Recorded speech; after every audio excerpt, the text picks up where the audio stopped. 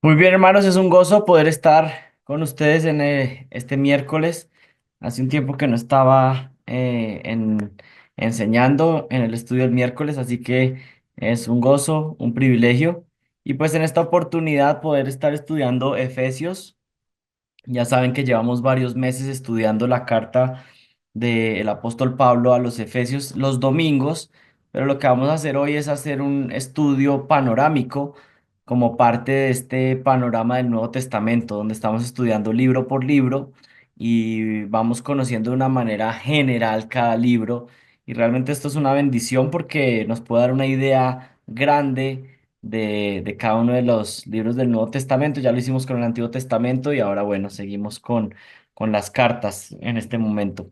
Así que yo les pido que tengan sus Biblias ahí a la mano, que puedan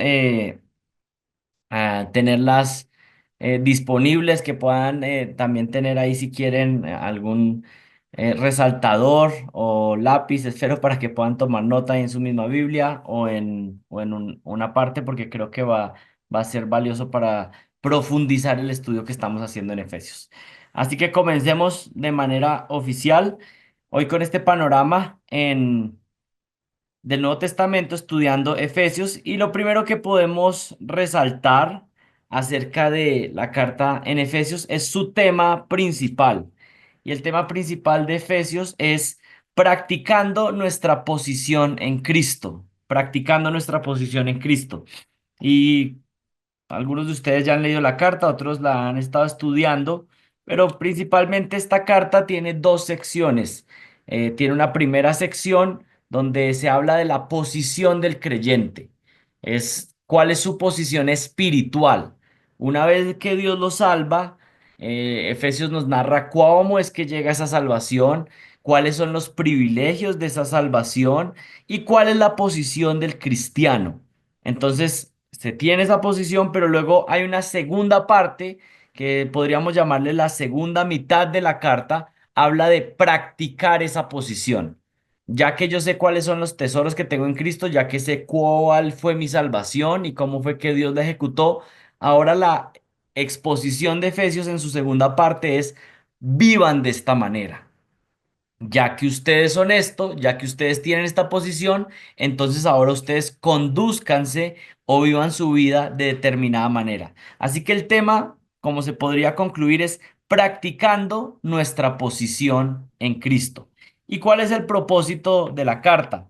El propósito de la carta de Pablo a los Efesios es principalmente que Pablo le enseña a los gentiles que estaban ubicados en la iglesia, en la ciudad de Éfeso, les enseña su lugar y su propósito como la iglesia y les anima a que evidencien ese propósito y ese llamado que han recibido de Dios en su vida práctica, como viviendo de una manera amorosa los unos con los otros.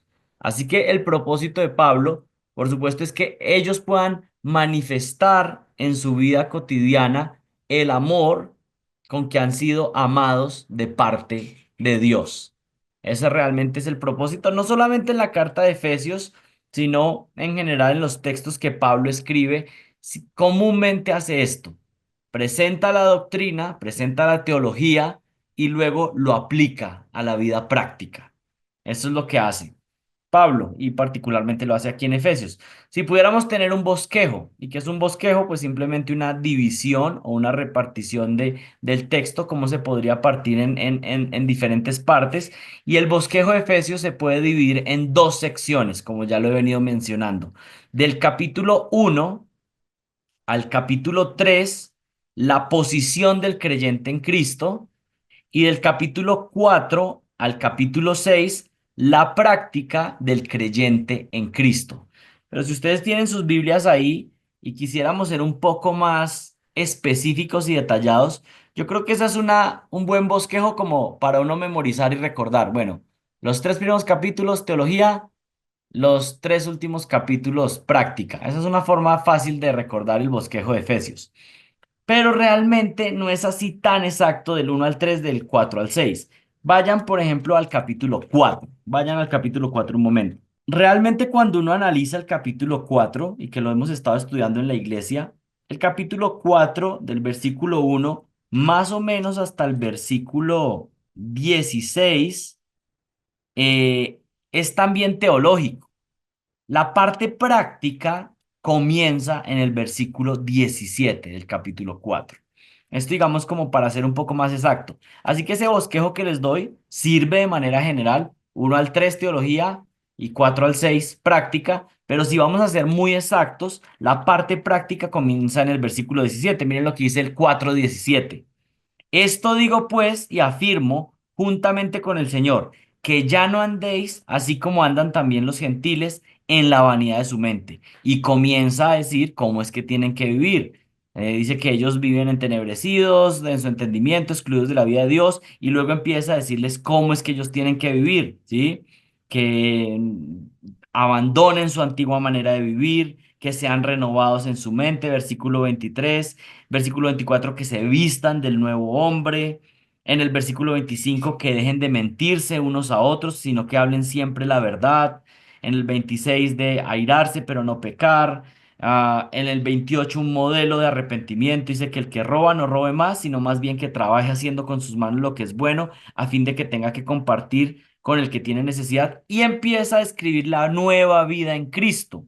Algunas Biblias que ustedes pueden tener en sus manos tienen ese subtítulo, La nueva vida en Cristo. Comienza ahí específicamente desde el capítulo 4 versículo 17.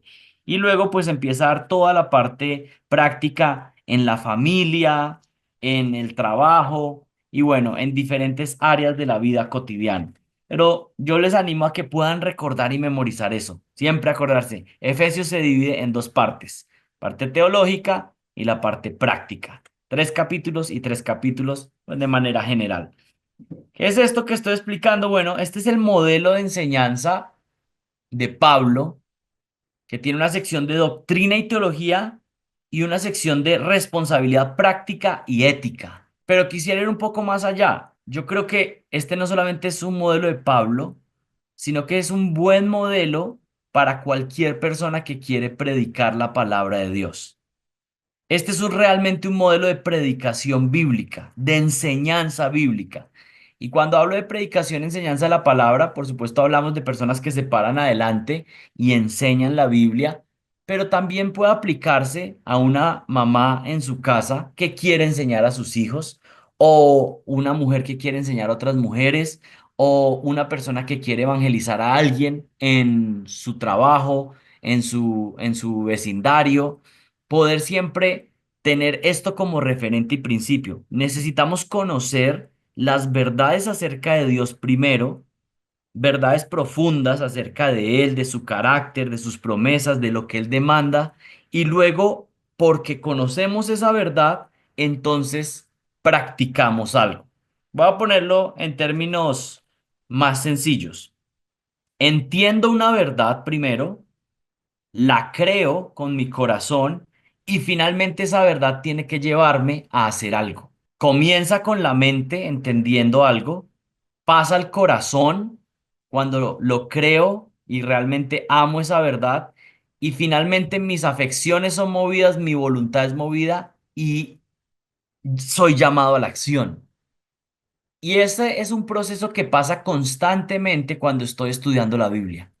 Tiene que suceder. No solamente puedo quedarme con la parte intelectual, de entender, es una parte importante. Si no entiendo bien, entonces no voy a poder obedecer bien. Primero necesito entender bien, pero luego tengo que creerlo con mi corazón y tengo que tener mis afectos movidos hacia eso que Dios está mandando. Y finalmente, ¿qué tiene que pasar? Bueno, soy movido a la obediencia. Ese ciclo siempre pasa en una instrucción bíblica correcta. Empezamos con Dios, con lo que Él dice de Él, de su palabra, del ser humano, del pecado, de cualquier área, lo entendemos correctamente, lo creemos, lo amamos y luego entonces eso pasa a la acción y transforma nuestras vidas. Tal vez eso ha pasado en sus vidas y ustedes no se habían dado cuenta de todo ese proceso, pero eso es lo que ha pasado con algunos de ustedes. Primero entendieron, luego eso se convirtió en una verdad que creían. Y no solamente la creyeron, sino que empezaron a amar eso porque venía de parte de Dios. Y ahora, ¿qué pasa? Ustedes están viviendo vidas transformadas. Ese es el modelo de Pablo para la enseñanza y ese es el modelo que todos debemos tener. Les voy a contar algo bien particular.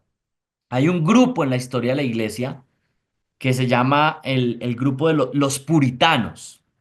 Y los puritanos fueron un grupo de pastores y cristianos que vinieron después de la época de la Reforma Protestante. Se podría decir que los puritanos son como los descendientes espirituales de los reformadores, ¿sí? Estuvieron en varios países en Europa, tuvieron un impacto con el inicio de un país como Estados Unidos, y los puritanos tuvieron un impacto grande. Y algo muy interesante es que el modelo de predicación de los puritanos seguía este modelo. Tres elementos: texto, doctrina y aplicación. Cada predicación de los puritanos tenía este bosquejo, esta estructura. Texto, leer el texto y explicarlo, hacer unas explicaciones acerca del texto. Luego la doctrina, que era la parte de teología o digamos qué podemos conocer acerca de Dios o este pasaje, qué doctrinas nos enseña. Y finalmente tenían una parte que es la aplicación como la conocemos hoy en día, pero ellos le llamaban el uso. El uso. Pongámoslo en términos sencillos. Ellos decían, esto significa este texto, esta es la teología que enseña este texto, y al final decían, ¿y cuál es el uso? Y es muy importante este entendimiento porque así tenemos que estudiar la Biblia. La entiendo, pero finalmente es como, bueno, ¿y esto qué? ¿Esto qué con mi vida? Cada que usted haga su devocional personal, trate de pensar en eso. ¿Estoy entendiendo el texto? Hay algunas cosas que puedo conocer acerca de mi Dios en este texto. Y finalmente, ¿ahora qué? ¿Cuál es el uso? ¿Saben qué es bien lindo de la predicación puritana? Muchas veces la sección del uso era la sección más larga del sermón. Explicación del texto, explicación de la doctrina y el uso, una parte extendida aplicando el mensaje. Algunos puritanos lo que hacían es que el domingo en la mañana daban la parte de la explicación del texto, la explicación de la doctrina, y en la tarde había otro servicio y en la tarde predicaban el uso del pasaje, haciendo este modelo que Pablo hacía de doctrina y teología y finalmente responsabilidad práctica y ética. Bueno, los puritanos siguieron ese modelo y yo creo que todo buen predicador tiene que hacer lo mismo hoy en día. Tal vez no en estos mismos segmentos. Algunos lo que hacemos, por ejemplo, es ir explicando el texto y aplicándolo, luego explicando el texto y aplicándolo, dependiendo de la progresión de los puntos. Pero el punto es que siempre tiene que haber aplicación, siempre tiene que haber un uso. Aprendí esta verdad y esto cómo se aplica a mi vida. Si no hay aplicación, pues realmente no hay, no hay progreso en la santificación. Así que tenemos aquí este bosquejo de Efesios y ahora podemos hablar un poco acerca de el autor. ¿Quién es el autor? Bueno, todos ustedes lo conocen, pero podemos ir al capítulo 1, versículo 1. Aquí se nos habla de quién es el autor de esta carta. Es el apóstol Pablo.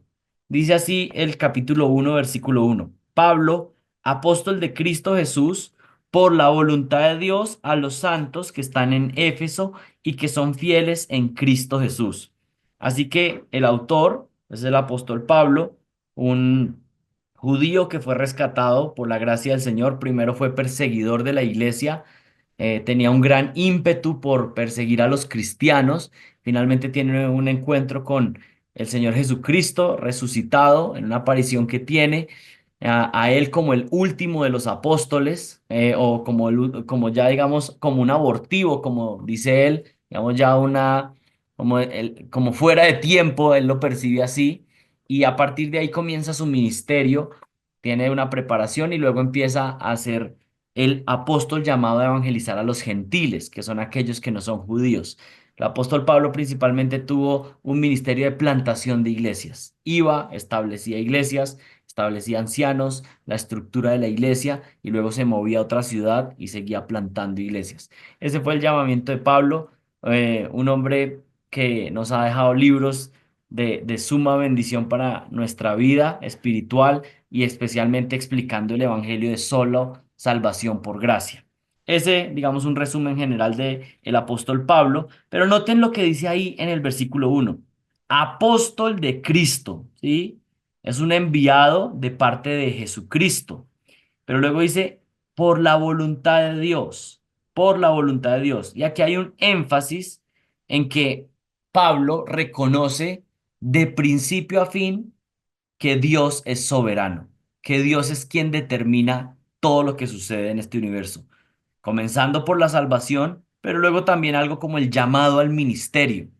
Pablo está diciendo, miren, yo no estoy acá porque yo me autoimpuse, sino que tengo un llamado directamente de Dios. Es voluntad de Dios que yo tenga esta tarea y por supuesto es ese respaldo, esa seguridad de que es llamado de Dios lo que lo sostiene también en su ministerio. Así que ahí tenemos el autor. Algunas personas discuten eso, pero yo creo que si creemos en el texto bíblico, pues fácilmente podemos saber que Pablo es el autor. Esta carta está dirigida principalmente a la iglesia que está ubicada en Éfeso, que era una ciudad principal de Asia Menor. Tenía gran potencial de comercio, de interacción de comerciantes que pasaban por esa ciudad, iban para otras. O sea, era una ciudad importante en aquella época, una ciudad principal de la zona, no solamente por el comercio, sino porque había también un centro de religioso ahí. Había un templo grande, que era el templo de Artemisa o Diana, como también se le llamaba, y era una diosa, que era como decir, una diosa superior en el sentido de lo que creían en aquella época. Había múltiples deidades a las cuales adoraban en su paganismo, pero Diana de los Efesios o Artemisa pues tenía un templo consagrado donde muchas personas iban a hacer peregrinaje allá y eso también hacía que la ciudad tuviera mucho comercio porque pues la gente se movía por ahí, por esa ciudad bastante. Ahí es donde Pablo pues decide establecer esta iglesia de Éfeso, pues también con la colaboración de otros personajes que podemos ver también en el libro de Hechos.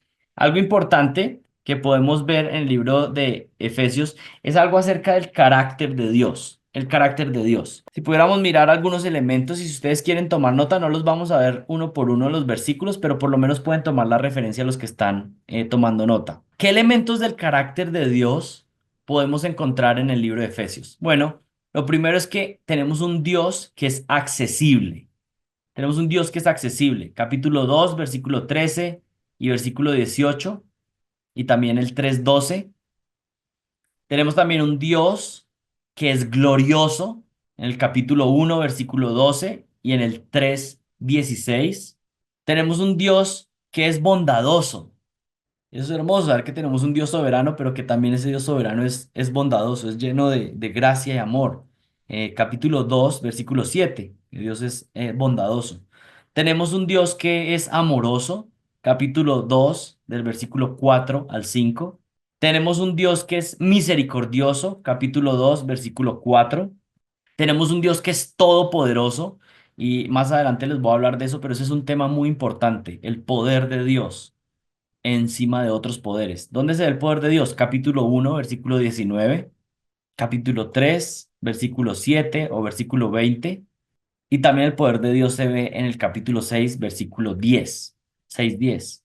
Dios también es uno que cumple sus promesas, capítulo 1 versículo 13, capítulo 2 12 y en el 3 6. Dios es un Dios reconciliador que busca la reconciliación, la paz en el capítulo 2 14 y 17, como hemos estado estudiando últimamente los domingos, es un Dios unificador, capítulo 4 versículo 6, es un Dios sabio, capítulo 1 8, y finalmente es un Dios que también tiene ira, que es el capítulo 5 versículo 6. Bueno, ahí podemos ver algo del carácter de Dios y varios atributos, perfecciones, excelencias de nuestro Dios en esta carta de Efesios. Ahora quisiera que pasáramos a una nueva sección y son los temas teológicos. Temas teológicos. Temas teológicos en Efesios. Y si tienen sus Biblias ahí, pueden tal vez subrayar o poner unas notas al lado. Pero lo primero que podemos ver en temas teológicos en Efesios es, vayan al capítulo 1, Efesios 1. Lo primero que podemos ver ahí relevante en cuanto a la teología es una salvación trinitaria. Salvación trinitaria. Si ustedes ven del versículo 3 al versículo 6, hay un énfasis en la obra salvífica del Padre. En el versículo 3, bendito sea el Dios y Padre de nuestro Señor Jesucristo, que nos ha bendecido con toda bendición espiritual en los lugares celestiales. Del 3 al 6 hay una obra particular del Padre, hablando también de la elección, hablando también de la predestinación. Si ustedes luego bajan su mirada del versículo 7 al versículo 12, está la intervención particular del Hijo, mostrando que Él es el que nos redime a través de su sangre. Miren el versículo 7. En Él tenemos redención mediante su sangre, el perdón de nuestros pecados según las riquezas de su gracia. Ahí tenemos entonces la intervención del Padre, la intervención del Hijo, y finalmente del versículo 13 al versículo 14 tenemos la intervención del Espíritu Santo. En él también vosotros, después de escuchar el mensaje de la verdad, el evangelio de vuestra salvación y habiendo creído, fuisteis sellados en él con el Espíritu Santo de la promesa, dice el versículo 13. Y luego el 14, que nos es dado como garantía de nuestra herencia, con miras a la redención de la posesión adquirida de Dios para alabanza de su gloria. Bueno, aquí lo que vemos es la unidad de Dios. Ya, Dios es un solo Dios verdadero que existe eternamente en tres personas, la primera persona, la Trinidad, la segunda persona y la tercera persona, y aún, aunque tienen operaciones que pueden ser distintas de manera externa, o sea, nosotros las podemos experimentar de manera externa en la esencia de Dios, pues ellos están obrando siempre de una manera donde lo que hace uno, el otro también participa de alguna manera y, y eso es muy hermoso, ver que existe un solo Dios verdadero y que esa manifestación gloriosa de tres personas se manifiesta de una manera visible para nosotros en estas tres secciones, con cada uno el Padre teniendo un énfasis específicamente en la elección, en la predestinación, en darle un regalo a su Hijo. Luego tenemos al Hijo que ejecuta la encarnación y muere en la cruz y entrega su sangre por nuestro rescate. Y finalmente el Espíritu Santo que toma esa tarea de luego sellar al creyente, siendo la garantía de que efectivamente seremos salvos. Bueno, toda toda una acción trinitaria para nuestra salvación. ¿Qué otro tema importante teológico se presenta en Efesios? Miren el capítulo 1 y miren el versículo 4 y el versículo 5. La salvación por elección divina. Salvación por elección divina. Capítulo 1, versículo 4. Según nos escogió en él antes de la fundación del mundo para que fuéramos santos y sin mancha delante de Él en amor. Y el versículo 5 nos predestinó para adopción como hijos para sí mediante Jesucristo, conforme al beneplácito de su voluntad. Este es un tema sumamente importante en las Escrituras y es la elección de Dios. Dios elige a los suyos, elige a su pueblo, elige a aquellos que Él va a salvar, elige Dios siempre está eligiendo. Ese es su carácter de gracia. Él, él no bendice ni salva basado en la bondad de nosotros los seres humanos, sino que Él salva de pura gracia. Él decide mostrar su gracia a aquellos que Él ha decidido amar eternamente. Y este pasaje, específicamente en el capítulo 1 del 4 al 5, pues hay un énfasis ahí de la elección divina en la salvación. Luego, si vamos al capítulo 2, miren el versículo 1, hay otra doctrina que se presenta, otro tema teológico, y es la depravación total. La depravación total. Si ustedes ven el capítulo 2, el versículo 1, habla de que nosotros estábamos muertos en delitos y pecados. Y ahí está hablando, por supuesto, de nuestra condición espiritual. ¿Qué significa esto de depravación total?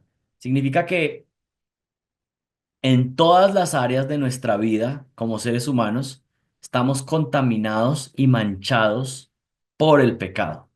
El pecado contamina todo lo que somos. Nuestra mente está manchada por el pecado, nuestras emociones están manchadas por el pecado, nuestras intenciones están manchadas por el pecado, aún nuestro cuerpo está contaminado con el pecado. La muerte entró a este mundo a causa del pecado.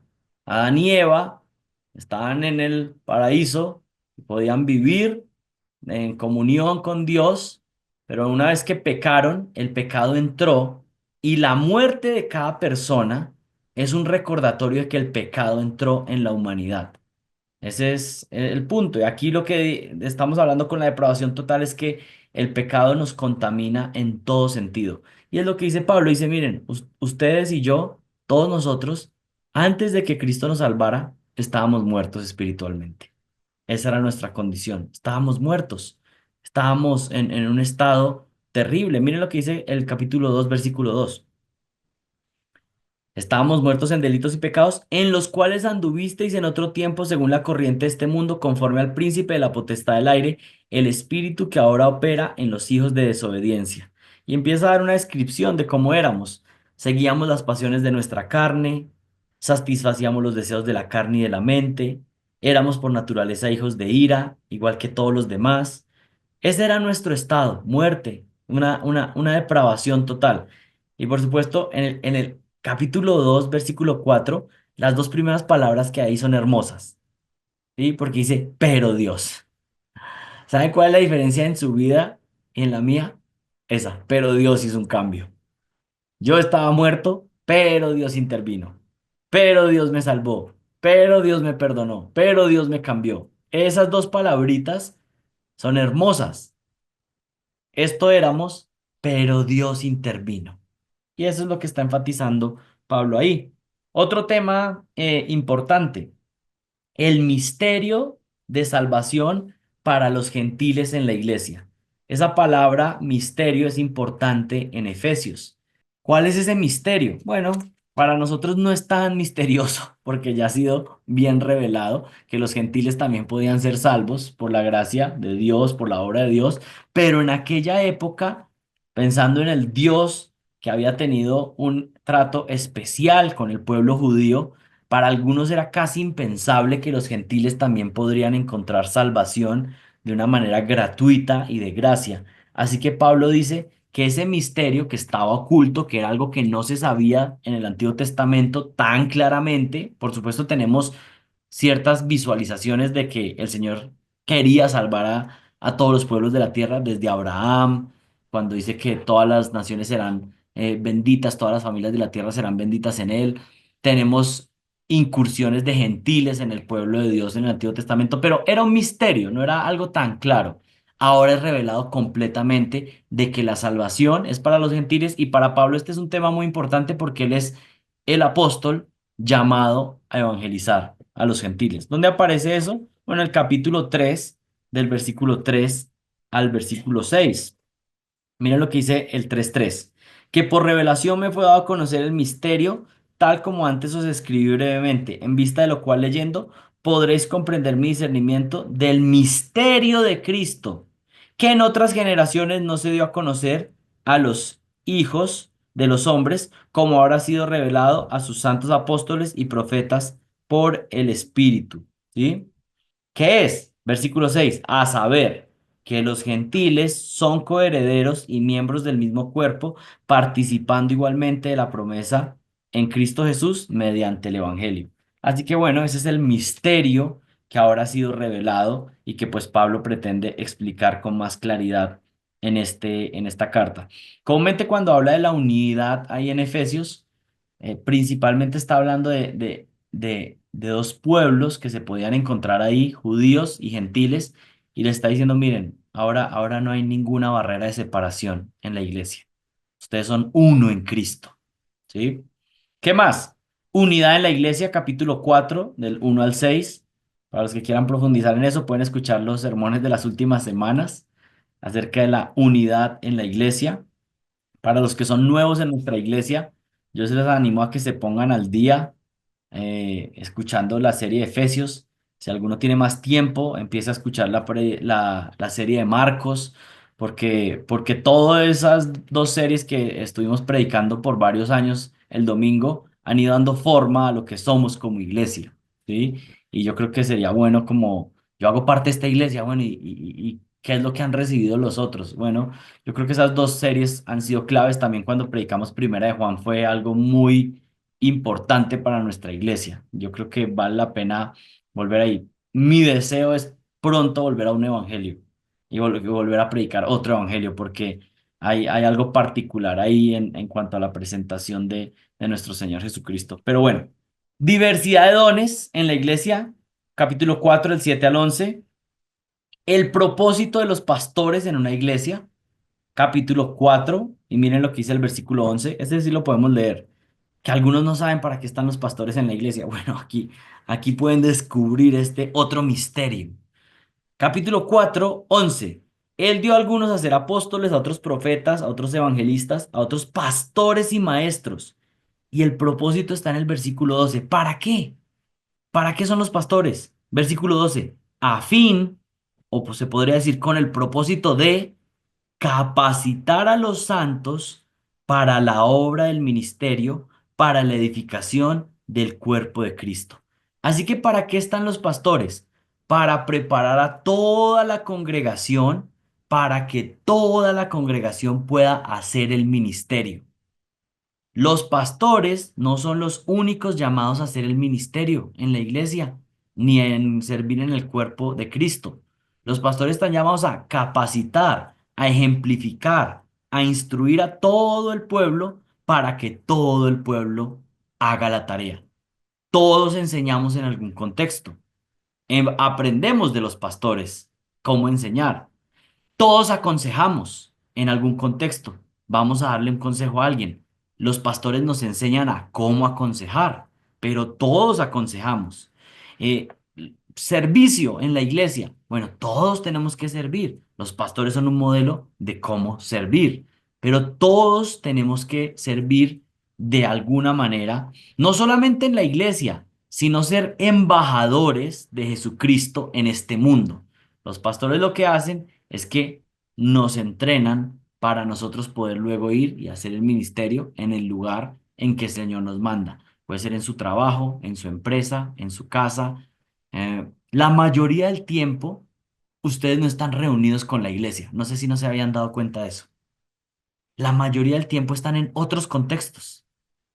Están en una empresa, están en un barrio, y el punto es que la iglesia es como el centro de entrenamiento para luego poder vivir la vida cristiana en el resto de contextos donde el Señor nos pone, para ser embajadores.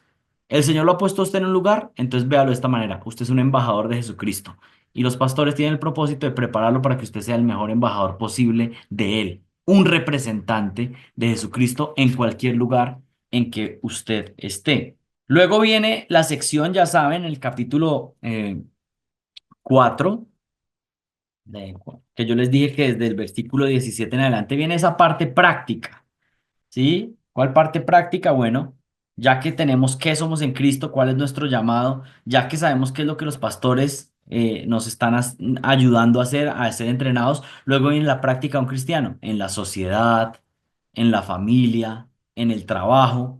Ustedes saben que en Efesios capítulo 5 tenemos uno de los pasajes más importantes acerca del matrimonio. ¿Cómo es que una esposa tiene que ser esposa? Bueno, ahí está la práctica. ¿Cómo es que un esposo puede ser esposo? Bueno, ahí están los mensajes. ¿Cómo es que se crían hijos? Aquí están las instrucciones. Usted está enredado en su matrimonio. Haga un estudio en Efesios capítulo 5 y ore y suplique al Señor que le guíe en ese estudio para que transforme su vida. ¿Qué más tenemos en Efesios? Bueno, aquí quisiera detenerme en algo que es bien valioso. La guerra espiritual. La guerra espiritual. Hace un tiempo hice un ensayo acerca de este tema y es un tema un poco inexplorado acerca de la carta a los Efesios y es el tema de la guerra espiritual, que es un tema muy importante en Efesios. Realmente cuando uno mira el asunto de la guerra espiritual en Efesios, se da cuenta que parece que fuera como una estructura que también Pablo está llevando de algo que está sucediendo ahí en la iglesia. Y bueno, ustedes conocen, si van al capítulo 6 y ven desde el versículo 10 se habla de la armadura de Dios. Y pues no es coincidencia que Pablo concluya la carta hablando de la armadura de Dios y hablando de, pues, ¿para qué usa una armadura? para una guerra, para una batalla. Y luego da las instrucciones de usar toda la armadura de Dios. Pero el tema de la guerra espiritual no solamente está conectado ahí con la armadura, sino que está a través de toda la carta. Hay un énfasis descuidado en la carta de los Efesios y es la idea de una guerra de poderes, la cual Dios gana. Y ya que Dios gana esa guerra de poderes, entonces nosotros podemos estar completamente confiados y vivir esta vida cristiana sin ningún temor, porque Dios ha derrotado todos los poderes y las huestes espirituales y demonios. El Señor ya los ha derrotado. Y ya que tenemos esa guerra ganada, entonces ahora podemos vivir de una manera que es agradable a Dios, porque la batalla ya la ha ganado el Señor.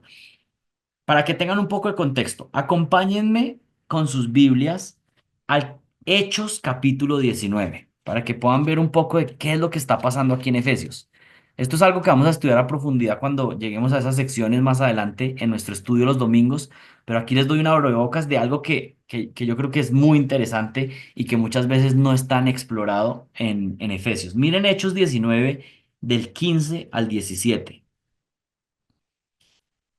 Aquí tenemos en el contexto que Pablo está en Éfeso. Aquí la iglesia apenas está, digamos, por establecerse y tenemos unos enfrentamientos y parte de los enfrentamientos que Pablo tiene son con demonios, son con huestes espirituales. Y recuerden un poco el contexto de qué era la ciudad de Éfeso, una ciudad entregada completamente al paganismo, que tenía uno de los templos idólatras más grandes de aquella época, y realmente podríamos decirlo que era una ciudad oscura espiritualmente y con mucha adivinación y, y brujería y cuestiones demoníacas. Y ese es el contexto con el cual comienza la iglesia en Éfeso. Es más, seguramente muchas personas que pertenecían a la iglesia de Éfeso habían practicado cosas ocultas y oscuras en el pasado, ¿sí? Miren lo que pasa en Hechos 19 y miren el versículo 15. Miren el versículo 15. Pero el espíritu malo respondió y les dijo, a Jesús conozco y sé quién es Pablo, pero vosotros, ¿quiénes sois? Y el hombre en quien estaba el espíritu malo se lanzó sobre ellos y los dominó y pudo más que ellos, de manera que huyeron de aquella casa desnudos y heridos. Y miren el versículo 17. Y supieron esto todos los habitantes de Éfeso, tanto judíos como griegos, y el temor se apoderó de todos ellos, y el nombre del Señor Jesús era exaltado. Entonces Pablo está plantando esta iglesia, está comenzando y tiene guerra con demonios y hay luchas y Pablo está haciendo milagros. Y esto para que vean un poco el contexto de cómo comienza. Y la gente que pertenecía a la iglesia en Éfeso sabe cómo comenzó. Cuando usted hace parte de una iglesia, conoce, cómo fueron los inicios, qué pasó. Esto hace parte del inicio de la iglesia en Éfeso. Miren ahora el capítulo 19, miren el versículo 18 y 19, que es clave. También muchos de los que habían creído continuaban viniendo, confesando y declarando las cosas que practicaban. ¿Qué empezó a pasar? Un despertar espiritual ahí en la ciudad. ¿Cómo se ve un despertar espiritual? La gente empieza a confesar sus pecados y empieza a arrepentirse. Esa es una señal de un despertar espiritual. Muchos empezaron a confesar, declaraban las cosas que practicaban y miren el versículo 19. Y muchos de los que practicaban la magia, juntando sus libros, los quemaban a la vista de todos, calcularon su precio y hallaron que llegaba a 50.000 piezas de plata. Así crecía poderosamente y prevalecía la palabra del Señor. Esta es la plantación de la iglesia en Éfeso. No solo eso, porque había otros que también habían colaborado ahí, pero este es un punto importante en cuanto a esto que le estoy diciendo. Éfeso era una ciudad entregada a las prácticas oscuras, ¿sí? Y era posible que muchos vinieran de ese trasfondo. Y las personas que estaban en ese trasfondo, que tenían prácticas, digamos, con demonios y adivinación y magia, pues podían ahora tener temores. Y yo creo que parte de lo que está haciendo Pablo es decirles, miren, ¿saben qué? Ustedes no tienen por nada por qué temer, porque si hay poderes oscuros y ocultos, pero Jesucristo ha vencido todos esos poderes, así que no hay nada que temer. Ustedes son vencedores porque Cristo venció. Vayan a Efesios y les voy a mostrar un poco de esto que se menciona de los poderes. Miren Efesios capítulo 1, el versículo 19. Hay un énfasis de Pablo en hablar del poder, de un poder que es superior. Miren el capítulo 1, versículo 19. Desde el 18, mi oración es que los ojos de vuestro corazón sean iluminados para que sepáis cuál es la esperanza de su llamamiento, cuáles son las riquezas de la gloria de su herencia en los santos y cuál es la extraordinaria grandeza de su poder para con nosotros los que creemos, conforme a la eficacia de la fuerza de su poder. Hay un énfasis en que hay un poder que es superior a cualquier otro poder, ¿sí? Bajen su mirada al versículo 21. Ese poder, desde el 20 leamos, ese poder que es superior es el que obró en Cristo cuando le resucitó de entre los muertos y le sentó a su diestra en los lugares celestiales. Y miren el versículo 21.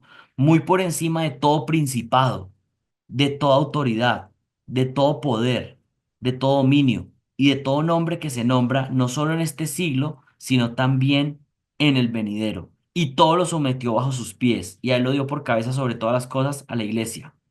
Aquí está hablando de una superioridad, de un poder que tiene Dios, de un poder que tiene Jesucristo por encima de cualquier autoridad y principado que exista en este universo. Una superioridad. Miren el capítulo 2 y miren el versículo 2. Cuando está hablando de que pasamos de muerte a vida, que estábamos en delitos y pecados, en los cuales anduvisteis en otro tiempo, según la corriente de este mundo, conforme al príncipe de la potestad del aire. Aquí está hablando de un poder espiritual, está hablando de Satanás y sus demonios que tienen una operación, y el príncipe de la potestad del aire, el espíritu que ahora opera en los hijos de desobediencia.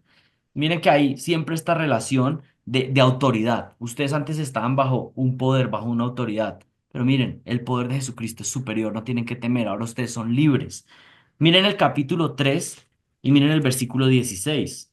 Es cuando Pablo está orando nuevamente, miren lo que dice el versículo 16, que os conceda conforme a las riquezas de su gloria, ser fortalecidos con poder por su espíritu en el hombre interior. O sea, hay una repetición de esta idea de que ustedes tengan un poder que viene de parte de Dios, que es en contraste con los poderes, pues, espirituales de este mundo. Miren lo que dice el versículo 20 en el capítulo 3. Y aquel que es poderoso para hacer todo mucho más abundantemente de lo que pedimos o entendemos, según el poder que obra en nosotros. Tal vez no lo habían notado, pero la palabra poder y los poderes y el poder de Dios es uno de los temas principales en Efesios. Miren el capítulo 4. Bueno, en el capítulo 4 el versículo 5 es la parte práctica y es la idea de que este poder de Dios pues nos capacita para poder vivir la vida cristiana en superioridad a todos esos poderes que combaten contra nosotros, que sabemos que nuestra lucha no es contra carne, sino contra espíritus y contra poderes que están en los lugares celestes. Miren el capítulo 6.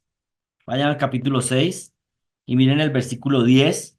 Por lo demás, fortaleceos, otra vez hablando de poder, de la fuerza del Señor, fortaleceos en el Señor y en el poder de su fuerza, revestidos con toda la armadura de Dios para que podáis estar firmes contra las insidias del diablo.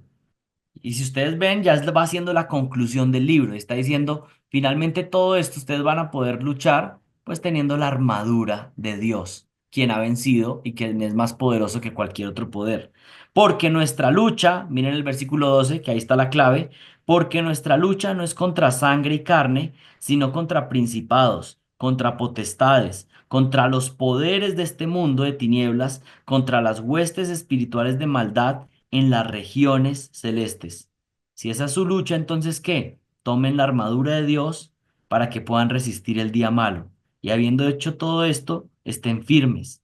Estad firmes, ceñida vuestra cintura con la verdad, revestidos con la coraza de justicia, calzados los pies con el apresto del Evangelio de la paz, y en todo tomando el escudo de la fe, con el que podéis apagar los dardos encendidos del maligno. Tomad también el yelmo de la salvación y la espada del Espíritu, que es la palabra de Dios. Y versículo 18, que es como lo que cubre toda esta armadura. Con toda oración y súplica, orad en todo tiempo en el Espíritu, y así velad con toda perseverancia y súplica por todos los santos. Así que lo que tenemos aquí es una batalla espiritual. Y lo que está haciendo Efesios es decirnos, usted quiere pelear la pelea espiritual, primero necesita reconocer quién es usted en Jesucristo y entender que Jesucristo ya ganó la batalla, que todos los poderes menores fueron derrotados, que usted estaba antes bajo la potestad de esos poderes, pero ya no, ya no. Y el entender eso es lo que le permite ahora usted vivir de una vida que es agradable a Dios y pelear la buena batalla. Y la batalla espiritual no se pelea gritando y tratando de derrotar demonios, porque justamente el punto de Efesios es, Él ya los derrotó. Él ya ganó la batalla. Ahora, ¿cómo es que peleamos esta batalla espiritual? Con la fe puesta en el Señor, con los recursos que Él nos ha dado para vivir una vida obediente. ¿Cómo es que se pelea la batalla espiritual según Efesios 5? Esposos, amen a sus esposas como Cristo amó a la iglesia. Esa es la batalla espiritual dura. Esposas, sujétense a sus maridos. Esa es la guerra espiritual que está esperando Dios. Padres, críen a sus hijos en la amonestación, en la disciplina del Señor. Esa es la guerra espiritual. Personas que trabajan, sujétense a sus jefes de una manera humilde. Jefes, traten bien a sus empleados. No mientan ninguno al otro. No tengan relaciones sexuales ilícitas, que es también de lo que habla Efesios. Esa es la batalla espiritual. Y lo que está diciendo el Señor, ustedes tienen todos los recursos para ganar, porque yo ya gané. Y tienen todos los recursos para poder batallar la batalla espiritual para agradar al Señor. Así que bueno, este es Efesios. Creo que no es un misterio que me encanta. Y siempre el libro que estoy predicando, pues es el que más me encanta en el momento, pero es una bendición. Y si hay un propósito, cada vez que yo doy un panorama, yo tengo un propósito, es que ustedes puedan enamorarse de la palabra y que ustedes puedan decir como, ay, ahora amo más Efesios y amo a lo que el Señor enseña ahí y amo más a mi Señor Jesucristo que está revelado con tanta hermosura ahí en Efesios. Bueno, si esto sucedió un poquito más, ese es el objetivo, que ahora ustedes deseen más, profundizar, estudiar. Pueden encontrar aún otras conexiones acerca de los poderes que son derrotados ahí en Efesios. Bueno, hay un tema apasionante para investigar un poco más. Pero bueno, ese es el panorama de Efesios el día de hoy y le damos gracias al Señor por su palabra que es hermosa y nos va transformando y porque Él ha ganado la batalla y nos ha dado el poder que derrota cualquier tipo de poder menor. Oremos. Padre, gracias por haber vencido en nuestro lugar. Gracias porque nosotros somos débiles, pero tenemos un Dios victorioso y poderoso que derrota todos nuestros enemigos. Nosotros, Señor, solamente venimos de parte tuya, venimos como representantes tuyos, pero tú eres nuestro rey y tú ya has ganado todas las batallas, aún de las huestes espirituales, Señor, que nosotros no conocemos nada, no sabemos qué está pasando allá, pero estamos tan confiados y tan seguros porque tú, Padre, nos predestinaste desde antes de la fundación del mundo. ¿Qué podríamos temer si tú nos tienes en cuenta aún antes de que naciéramos?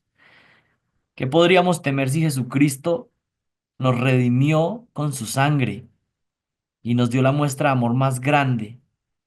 ¿Y qué podríamos temer a cualquier espíritu si el espíritu tuyo habita dentro de nosotros? No hay nada que temer, Señor. Te damos gracias y te pedimos que ahora nos permitas pelear la buena batalla de la fe, caminando entendiendo la posición que tenemos en Cristo. Ayúdanos a practicar lo que conocemos, lo que entendemos, la teología que ahora se convierta en práctica en nuestra vida, en obediencia. Yo te pido esto en el nombre de Jesucristo. Amén.